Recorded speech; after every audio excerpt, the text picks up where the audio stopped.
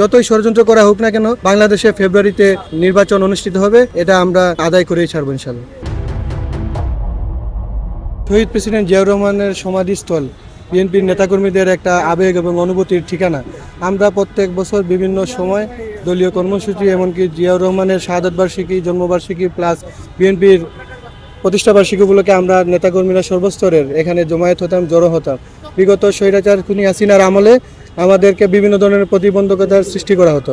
এমনকি আপনাদের নিশ্চয়ই জানা আছে, বিগত ঢাকা মহানগর উত্তর বিএনপি আমানুল্লাহ আমান ভাই আহ্বায়ক ছিলেন এবং আমিনুল হক ভাই সদস্য হিসেবে দায়িত্ব পালন পাওয়ার সময় সেদিন পুলিশ যেভাবে গুলিবর্ষণ করেছিল বিএনপির নেতাকর্মীদের উপর, সেই দৃশ্য এখনও আমরা ভুলি নাই।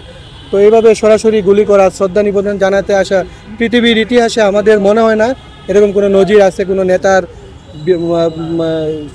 সমাধিস্থলে তার ভক্ত অনুসারীরা শ্রদ্ধা নিবেদন করতে আসবে এবং রাষ্ট্র কর্তৃক এরকম নিপীড়নমূলক দমনপীড়ন করা হবে, এরকম নজির মনে হয় না বাংলাদেশের বাইরে পৃথিবীর কোথাও ছিল। আমরা সেই সময় অতিক্রম করে এসেছি। বাংলাদেশে এখন একটি সুষ্ঠু স্বাভাবিক পরিবেশ ফিরে এসেছে। লাখো শত শত শহীদ, হাজারো আহত, পঙ্গুত্ব, এই রক্তের বিনিময়ে, রক্তের উপর দিয়েই খুনি স্বৈরাচারী শেখ হাসিনার পতন হওয়ার পর থেকে জনমনে স্বস্তির হাওয়া বইছে। একজন গণতান্ত্রিক আন্দোলনের সম্মুখ সারির একজন সাহসী নেতৃত্ব, ওনার উপর এরকম একটি নিপীড়নমূলক আচরণ করা হয়েছে। আমরা সবাই স্তম্ভিত হয়েছি, বিস্মিত হয়েছি।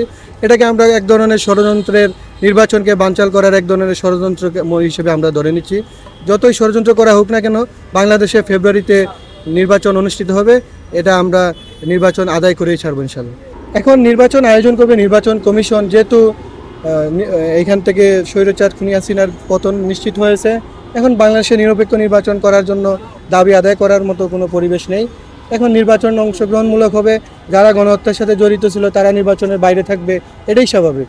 কারণ যারা গণতান্ত্রিক আন্দোলনে আত্মত্যাগ করেছে, গণতন্ত্র ফিরে আসার জন্য লড়াই সংগ্রাম করেছে, তারাই নির্বাচনে অংশ নিবে এবং একটি উৎসবমুখর পরিবেশে নির্বাচন অনুষ্ঠিত হবে।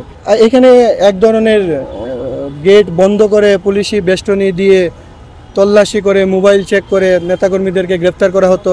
এমনকি কমিটি ঘোষণার পরে, ঢাকা মহানগর উত্তর বিএনপির আহ্বায়ক কমিটি ঘোষণার পরে আমানুল্লাহ আমান ভাই এবং আমিনুল হক ভাইকে সরাসরি পর্যন্ত রক্তাক্ত হতে আমরা দেখেছি।